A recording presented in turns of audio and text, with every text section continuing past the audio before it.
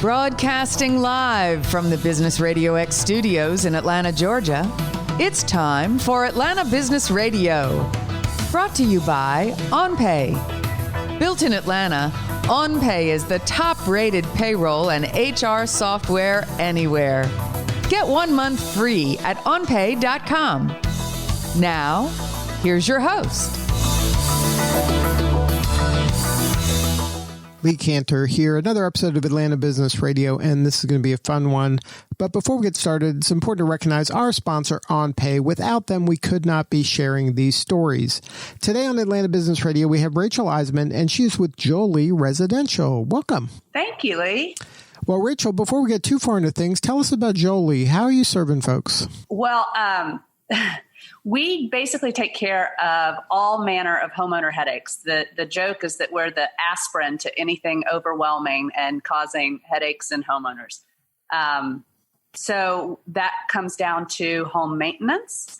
It comes down to managing anybody who's going to be on the property, whether that's landscapers or HVAC guys, even nannies and housekeepers will kind of manage all the comings and goings and keeping schedules and keeping records and all the stuff that kind of gets overwhelming and feels daunting, we'll handle for them.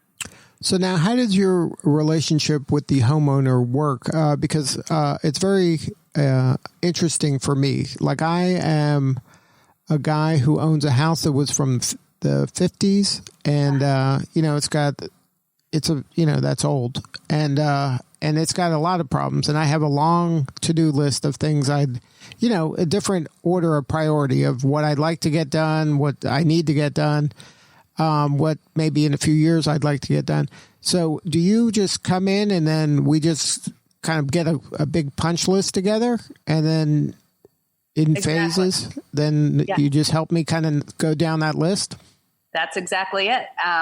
We have a couple different ways that we work with homeowners based on what they want to do, but it's essentially taking their to-do list, prioritizing it, and then making sure certain things are hit. And also making sure things are taken care of that the homeowner may not be thinking of at the moment. So, we'll do an initial consultation that includes a full property review where we're looking at what's going on inside the house, outside the house, when were the systems last maintained, were the gutters cleaned, are you regularly, having the windows washed, and create a list from there. And the homeowner will have their own things that they know about from living in the house. And then we just start tackling them one by one.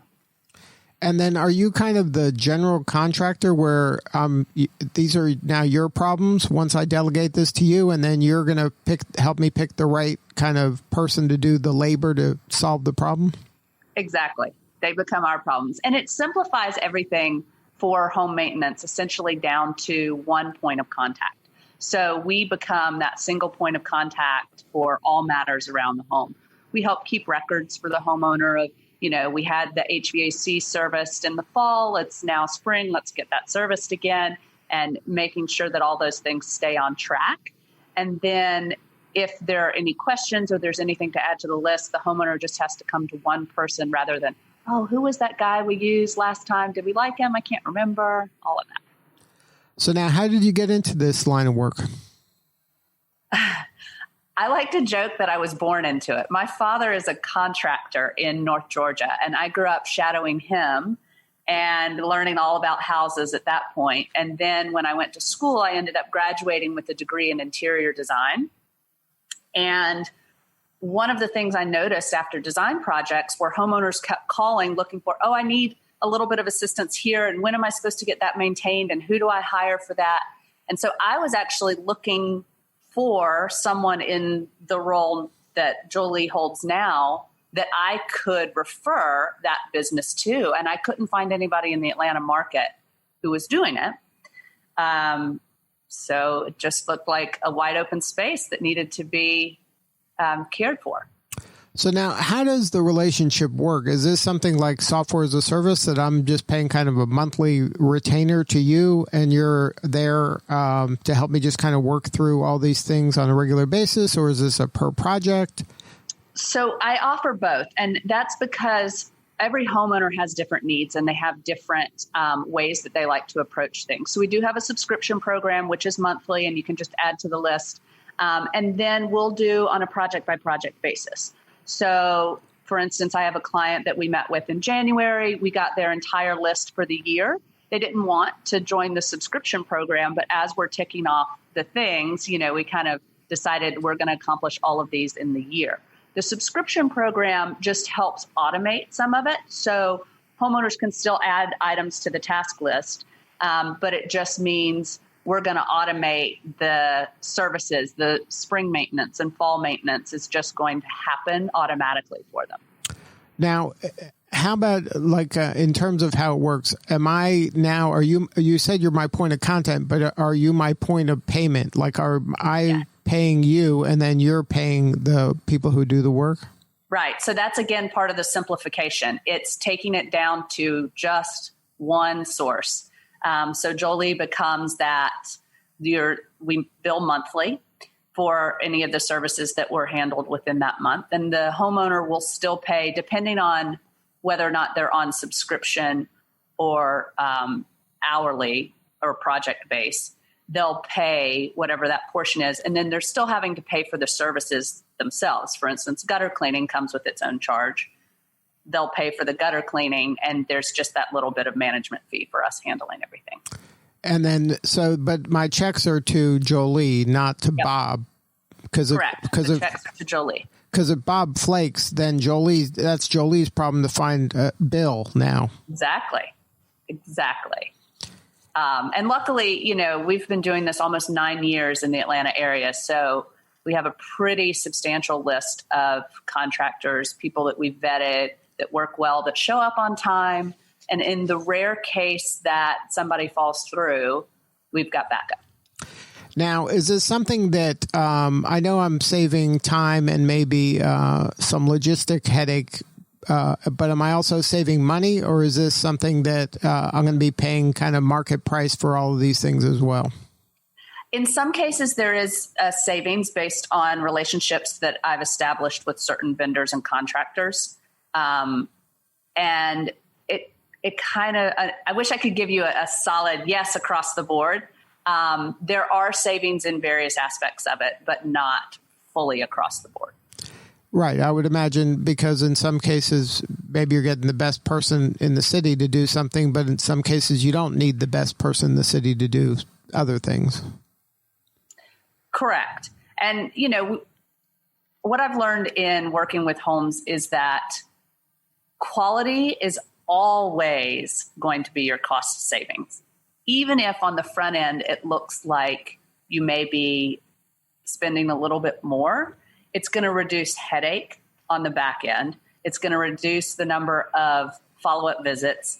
It's going to reduce the amount of maintenance. It's going to reduce the amount of repairs, and you get the best life out of whatever it is that you've done. So that doesn't mean you necessarily have to choose the most expensive, but it does mean that we're looking closely at the record of the vendors, who they are, how they've worked, what their reviews are, and making sure that any work that's done meets the highest Joli standards.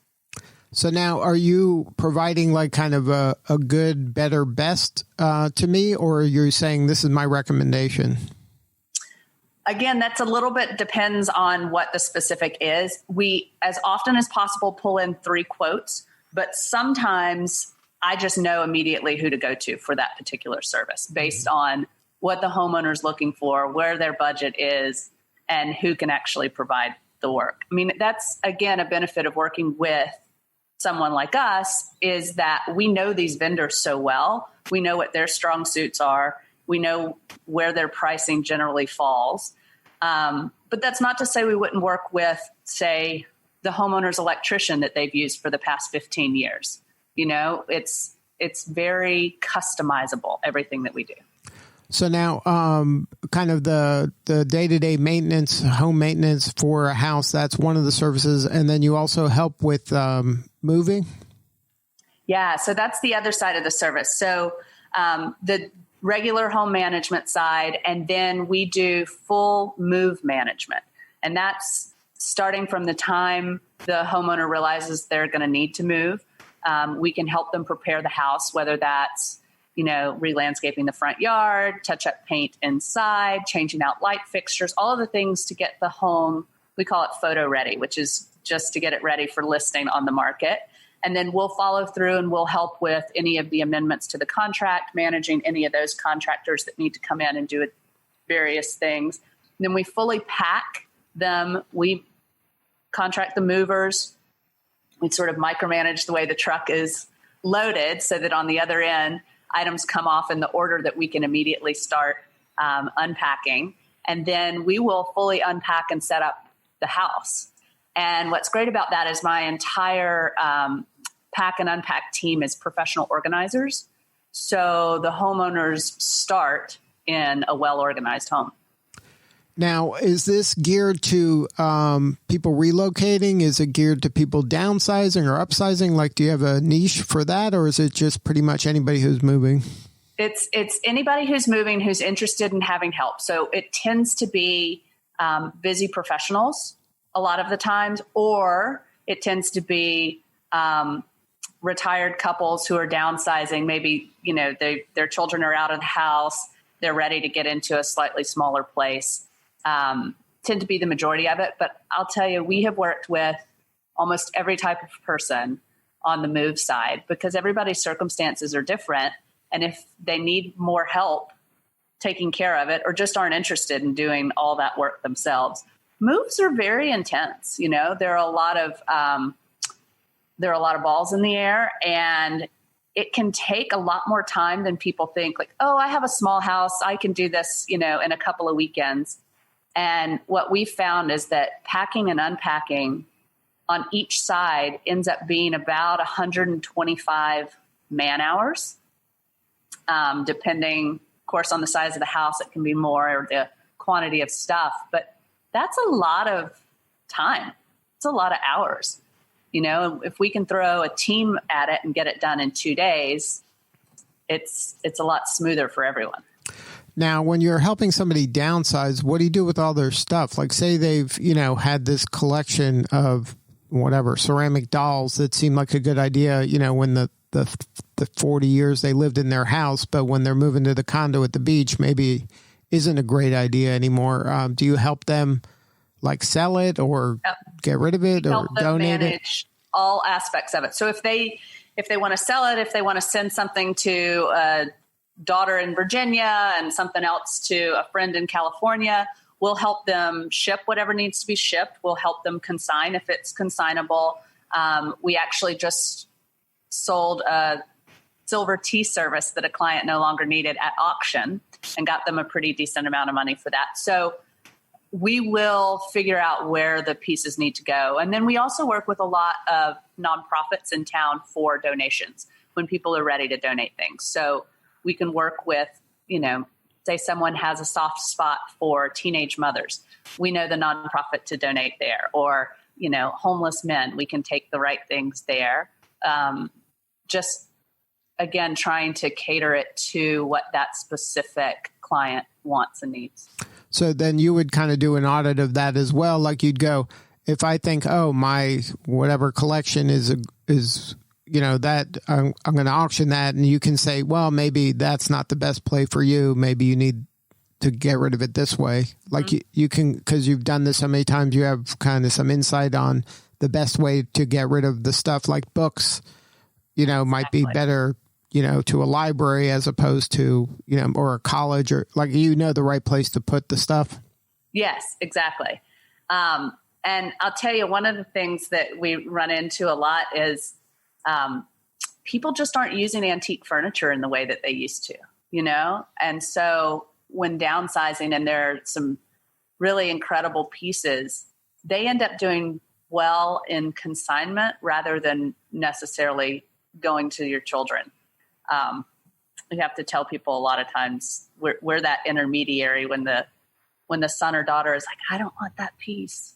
And we're like, oh, we could probably consign it over here and get you a little bit of money for it rather than, sending it to someone who isn't truly going to appreciate it. Right. So now, what is kind of the most rewarding part of the job for you? Is it, just giving that peace of mind, and that I would imagine it takes some weight off of your clients. It's always a back burner, and it's always kind of driving them crazy. Yeah, for sure. And, it really is. It's that service piece. I love the idea of being able to come in and make something so smooth and easy for someone that was that dangling thought in the back of their head that had been there for ages. And it's overwhelming when you don't have the systems for it, or you're just like, oh, it's going to be so much work. And for us to be able to come in and solve that problem for people so that they can really focus their time and energy on the things that matter to them, that's the best. I mean, I absolutely love it. So now in the age of COVID, how has your business changed? Like, how do you do the audits nowadays? Am I walking around with my phone and I'm giving you a tour, or are you coming in here with the hazmat suit? Like, how's it work? Well, we haven't gone full hazmat suit just yet, but we do wear the PPE when we're in people's homes. And then we have the virtual home audit. So the home audits were something we were doing before, and then we've just been able to translate them to being online, which is great. With Zoom and all of the incredible video technology, the homeowner can walk around with the phone, and we can look at things, get a full view of the house, and actually be able to say, hey, will you get a little bit closer to that wall? I want to look at this or whatnot. So those have worked out pretty well. And so then is that just part of your service, or is that a fee to do that first, and then you can kind of build in your fee after kind of get the lay of the land? Right. So the virtual home audits can be their own separate thing. If somebody's just wanting to get an idea, maybe they're a do-it-yourselfer, and they just want to get an idea of what they need to do for their home, because we create a full list for them and give them a report, and I will even recommend vendors for various aspects of it. And then they can take it from there and do it themselves, or they can ask us to do it, and then we'll, move on with whatever the appropriate contract is with them. So when you do that audit, how many things are on the, like how many kind of items are on? Is that like 10 things? Is it 100 things? Depends on the house. Depends on what state the property is in and what the homeowner needs. They're basically hour-long consultations. A little bit flex on that if it needs to be an hour and 20 minutes, no big deal. But it's where the homeowner can really bring their concerns to us. And if they have a big list, we'll put everything down on the list. And if they have a small list or aren't sure that they want to tackle that much, we can, edit to that. I like to put as much as I can on the lists, because I think having the knowledge that something needs to be done is better than not knowing. And then you can decide when to prioritize it. Does that need to happen in the next 3 weeks? Does it need to happen in the next 3 months? Can it wait a year? Right? Now, like when you're going through the house and like something that could be bothering somebody, they don't maybe even have an idea of what it costs to fix that. Is that, do you also give them like kind of a ballpark? Okay, that's a $500 problem, or that's a $5,000 problem. Like, can you kind of give them? We can talk general numbers like that. I like to say that anytime we're going through, I will give a very rough ballpark number, but they need to get quotes and estimates. Especially with virtual, there are some things you can't get into and see that you could see in person. And having that professional, that expert, come and look at it. Say it's an HVAC system that's leaking. We may be able to see the leak on the virtual, but the actual technician could come in and look at it and diagnose where that's coming from, which will tell you, is it just a part that needs to be replaced, or is the system at risk itself and you have to replace the whole thing, which could be the difference in that case of a couple $1,000. Right. So now what's your personal best and what's the longest list you've ever kind of worked through? Personal best? Well, I think the client I mentioned earlier, we started in January and we did a full year worth of projects at once, just as far as list and going through. And it's a pretty sizable list. We're getting through it. usually we do, 2 or 3 months out at a time is the bite size that clients like to plan for. So that's our most common. So now, how do you get your business? Is this something where like every real estate agent in town knows who you are? Like who are kind of the referral sources for business for you? Or is it just kind of a word of mouth business?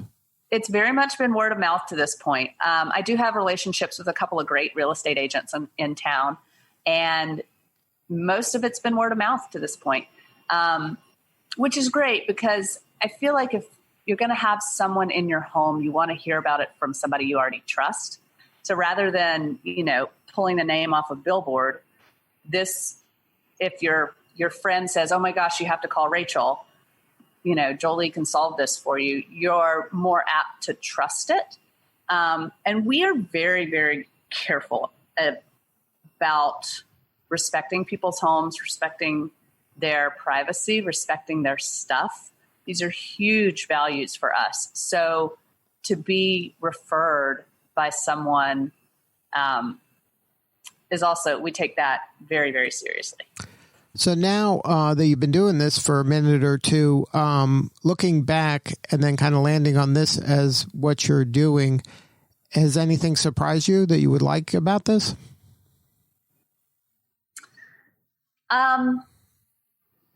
Interesting question. I really like the service piece. I really like interacting with people. I really enjoy being able to help. It's just my favorite thing when, like, oh my gosh, you made it so easy. I like the planning of stuff. I like being able to sit down and plan out a project. I started the team early this morning on a packing job. We'll be working with these clients probably for the next 5 days. But, for the past 3 weeks, I've been putting together the project plan. And that's always really fun because then you get to see it execute. But that may just be in part of my wiring from design school. So now, but do you feel that that's like an itch you'd like to scratch in terms of the design, creativity and building as opposed to kind of maintaining and repairing? I get an element of that in this. It is maintaining and repairing, but, clients want recommendations for new drapes or reupholster a sofa or that kind of thing. And then the move projects bring a lot of creativity when we're setting up a new home. What is the best layout for the furniture? What's going to make the most sense for how this family lives? So there's definitely an element of creativity still in what we do. Well, congratulations on all the success. If somebody wants to learn more about your services, or maybe they got to move, or maybe they just want to, kind of fix stuff up a little bit now that we have a lot of time on our hands and you're seeing all those problems that you may not have noticed pre-pandemic. Right. What is the website? The website is joliresidential.com, and that's JOLI residential. A lot of people like to put the E on the end of it. But we went rogue and it's just 4 letters, JOLI. And the virtual home audit is there, joliresidential.com/virtual home audit. And then Instagram is where we do fun stuff. I'm trying to do in stories tutorials on how to do little things around the home. So that's a good place. And it's just Joli Residential on Instagram. Good stuff, Rachel. Well, thank you again for sharing your story today. Sure. Thank you, Lee. All right. This is Lee Cantor. We'll see you all next time on Atlanta Business Radio. And remember, this work would not be possible without the support of our sponsor, OnPay. Please support them so we can continue to share these important stories. Today's episode of Atlanta Business Radio is brought to you by OnPay. Built in Atlanta, OnPay is the top-rated payroll and HR software anywhere. Get 1 month free at onpay.com.